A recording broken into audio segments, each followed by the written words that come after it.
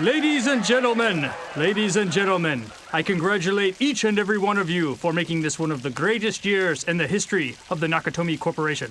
Die Hard is one of the greatest action movies of all time, and it's also one of the greatest Christmas movies of all time. It's a movie loosely based on the novel Nothing Lasts Forever, and is about how one man single-handedly takes down a dozen or so terrorists and saves his wife along with a group of hostages on Christmas Eve.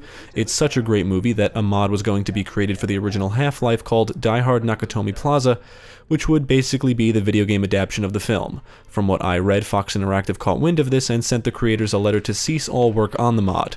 I really don't know all the details, but these creators formed a video game development company and developed it as a full standalone game. Summer may be my favorite season, but I love Christmas time, and I'm always on the lookout for Christmas-themed games. A few years ago, when I first discovered there was a first-person shooter based on Die Hard, one of the greatest Christmas movies ever, I just had to get a copy. I'm aware of Die Hard Vendetta, another first-person shooter using the Die Hard name, but it's not really based on the movie. Developed by Piranha Games and published by Sierra Entertainment, Die Hard Nakatomi Plaza was released for PC in April 2002. To get this running in widescreen, I had to edit one of the game's configuration files in the installation directory. I also used the NVIDIA Profile Inspector program to cap the frame rate at 60, which I would highly recommend you do as well, otherwise the game is basically unplayable, at least on Windows 10. I thought this would be the perfect game to review for the holiday season, so let's take a look and see if it's a good representation of the film. Attention, this channel is reserved for emergency calls only. No kidding, lady, do I sound like I'm ordering a pizza? The premise of the film goes that John McClane is an NYPD officer who travels to Los Angeles to reconcile with his wife who works for the Nakatomi Corporation. Shortly after he arrives at the Nakatomi office Christmas party, the building is seized by terrorists. The partygoers are held hostage, with the exception of John, who manages to escape. He runs all over the building, taking down the terrorists one by one, saving the hostages and his wife. Everybody goes home happy. I really shouldn't have to explain the premise because there's really no excuse for not having seen the film. It's a classic. Anyway, the game follows the story pretty closely. However, this game is probably one of the worst video game representations of a movie I have ever played. Not every piece of dialogue from the film is heard for obvious reasons. I mean, you don't want the game to drag on. Regardless, scenes and dialogue are missing, some of the characters don't even resemble their real-life counterparts, and the voice acting is absolutely abhorrent. It's really bad, possibly the worst voice acting I've ever heard in anything ever. Hey, what am I, a method actor? Hans, babe, put away the gun. This is radio, not television. The voice deliveries lack the appropriate emotion, some of the dialogue is just downright butchered, and the only decent thing I can say about the voice acting is that Reginald VelJohnson was cast to reprise his role as Al Powell. Whoever voiced Hans Gruber, the terrorist leader, did a somewhat decent job compared to the rest of the cast, but it's still pretty bad. The developers would have been better off just ripping the scenes straight from the movie. Furthermore, for some reason, Hans Gruber's face isn't revealed until a little more than halfway through the game. Considering you see him regularly from the beginning to the end of the film, this really makes no sense. I'm going to assume it's because you're playing as John and all of this is from his perspective, and he doesn't really meet the man until about halfway through the film. Still, hiding Hans's face seems unnecessary. You think I'm fucking stupid, Hans? You were saying? Shoot the glass. Die Hard Nakatomi Plaza includes 3 difficulty modes: Die Hard, which is easy, Die Harder, which is medium, and Die Hard with a Vengeance, which is hard, all named after the first 3 movies. Oh, how clever they are. John can walk, run, jump, crouch, and lean left and right. I should also mention that John is left-handed, and the game reflects this by showing the first-person weapon models on the left side of the screen. Now, this game has an interesting HUD. Your health meter is represented by a heart, your stamina meter is represented by lungs, and your morale meter is represented by a brain. Health is obvious. If you take damage, you lose health. If you lose all of your health, you die and you must restart from the last save. You can acquire health from various medical cabinets scattered throughout the environments. Stamina is drained by running and jumping. According to the manual, which I had to find online, the distance you can jump is determined by how full your stamina meter is. You won't be required to jump very often, so it doesn't really matter. Now, the morale meter is interesting, and I'm going to quote the manual on its description. Quote, "The meter next to the brain icon indicates how much morale you have left. The terrorist's AI will be affected by the level of your morale," unquote. Yeah, I don't know what the fuck that means, but the AI in general is pretty fucking stupid with the occasional bout of pinpoint accuracy. Normally, enemies will just stand around shooting at you. Sometimes they roll along the ground as if they're trying to avoid your gunfire. I notice some enemies in several areas throughout the game struggle with pathfinding, and every now and then you come across a boss NPC who can take you out in seconds and is just a bullet sponge himself. There are several of these boss-type encounters, like Tony, the M60 gunman, even Carl, among some others. There are some NPCs that can take you out quickly just to prevent you from going a certain way, because that's the game's way of telling you, wrong way. It's not a very good system, and if you don't quick save, you'll have to restart from the autosave, which is always at the beginning of the level. Some areas are just very trial and error, so you'll want to quick save often. Now, the movie contains about a dozen terrorists, but you'll easily kill 20 before level 4. However, I will let that go considering this is a video game, but what I will not let go is that there's only like 4 or 5 different character models for the terrorists, minus the boss characters.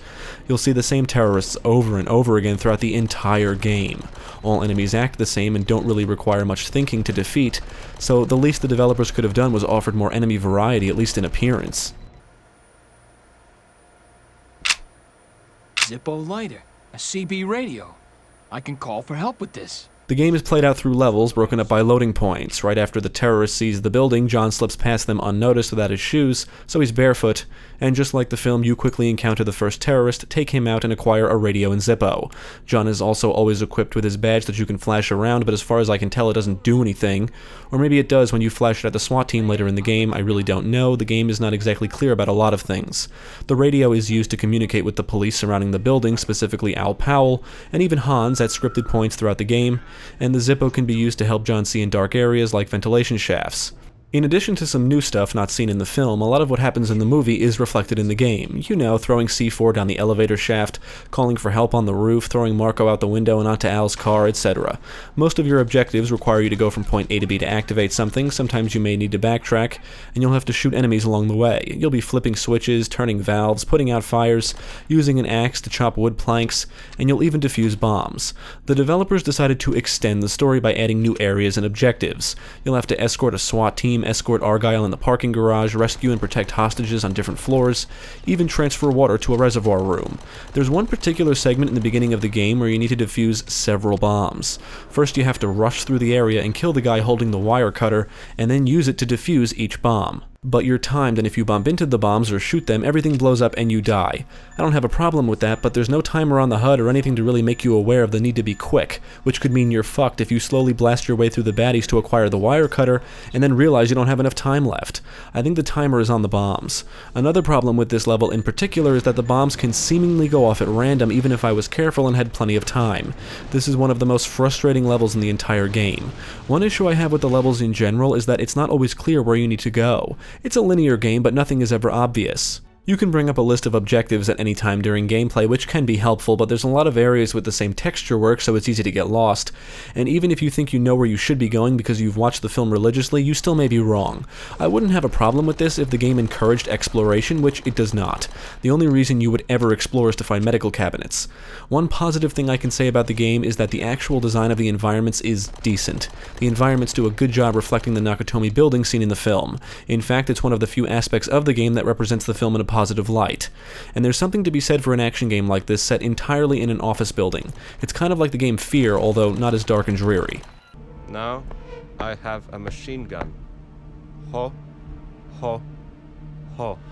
Now, there's 2 weapon slots, and I really don't understand this because you can carry all of the firearms and most of the items. The 2 weapon slots just seem unnecessary. In fact, it's frustrating. Each individual firearm is not tied to any keys, so you have to scroll through a list of weapons as well as items in slot 2, and select the one you want to equip. For some reason, you have to drop the axe or fire extinguisher if you switch to a gun. John can carry a pistol, the MP5, which the manual refers to as a submachine gun. The manual also identifies the AUG as a sniper rifle, an M16, flashbang grenades, even an M60. You never actually see John here, but I'm assuming he's dressed the same way here as he is in the film. He's wearing a sleeveless undershirt, cargo pants, no shoes, and in addition to him carrying all of these weapons while still being able to quickly move around, I want to point out that he also carries the radio, Zippo, wire cutter, and his badge. But holding the axe is too much, I guess. That would really slow him down. Please. Besides using it to chop wood planks, you can also use it as a weapon. You may use the pistol a few times, and it's the only weapon you can hold while also holding the Zippo, but most of the time you'll be wielding the MP5. It's also what 90% of the enemies carry as well, so there's plenty of ammo for it. The M16, AUG, and M60 are much more powerful, but ammo is scarce, and you'll probably want to use them sparingly and save them for boss characters. The shooting itself feels very generic and stale, mainly because of the lack of decent enemy reactions to gunfire. I mean, I know the game was released in 2002, but so was Soldier of Fortune 2, which shows that even in 2002, games could have fun and exciting gunplay. In this game, I felt like I was shooting cardboard cutouts. What makes it worse is the bodies of dead enemies disappear almost immediately upon getting killed. It's not really a big deal, but it happens so quickly. You don't have enough time to admire the numerous dead bodies after a firefight. The audio-visual presentation is just as bland and generic as the gameplay. As I said before, the environments look decent, the texture work isn't horrible, and some of the gun models actually look really good, with a decent amount of detail, specifically the MP5. Character models, on the other hand, look pretty bad, and as I mentioned earlier, many characters clearly do not look like their counterparts seen in the film. All animations are extremely stiff, including during cutscenes. I guess the muzzle flashes and bullet decals look alright, but there's really not much to talk about in terms of the visuals. As for the audio, the weapons sound okay at best. The MP5 gunfire sound effects are seemingly ripped straight from the film. John will huff and puff when he's low on stamina, and that's pretty much it for the positives. Get used to hearing this if you try to open locked doors often. Locked. Locked. It's locked. Locked. Locked. The music during gameplay is kind of reminiscent of what you hear in the film, although it's the same tune over and over.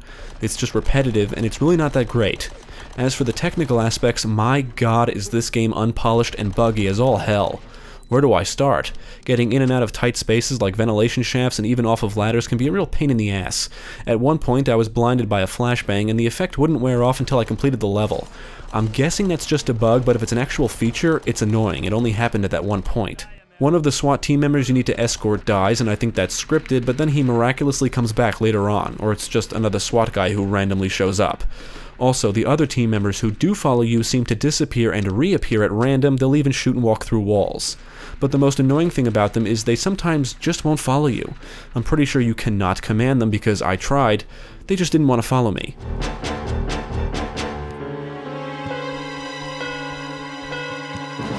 If you look through the scope of the AUG, well, you can clearly see what's fucked up here, although this may be due to the game running in widescreen. I saw the blood of enemies get stuck in midair, parts of enemy character models would stretch out ridiculous distances, and the frame rate tanked twice for a brief time. If you don't use anything to cap the frame rate, as I mentioned earlier in this review, the game is basically unplayable. From what I understand, the crazy high frame rate the game will normally run at on modern systems just messes everything up like aiming, among other things. As you can see here, this is what the game is like without a frame rate cap. I used fraps to show the frame rate at the top left.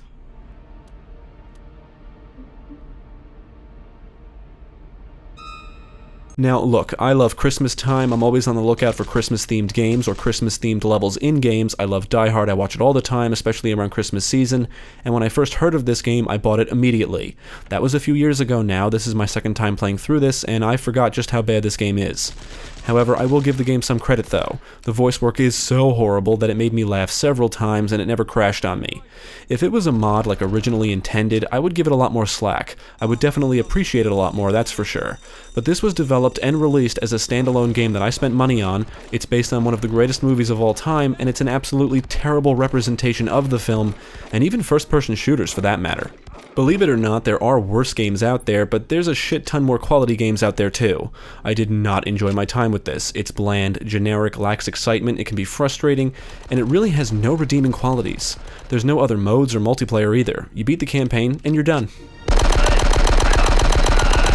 Die Hard Nakatomi Plaza is a terrible game, period. It takes one of the greatest movies ever made and butchers it in some of the worst ways possible.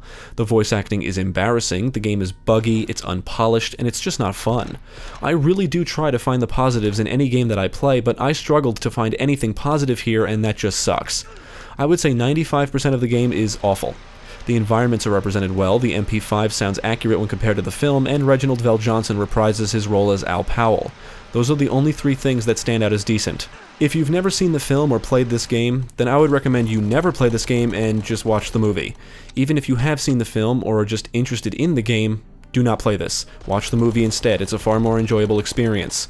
If you want to play a good Die Hard game, check out Die Hard Trilogy for PlayStation and Saturn. And that concludes our review of Die Hard Nakatomi Plaza.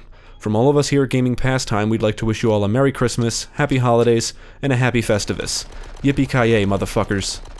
Hey, man, if this is their idea of Christmas, I gotta be here for New Year's.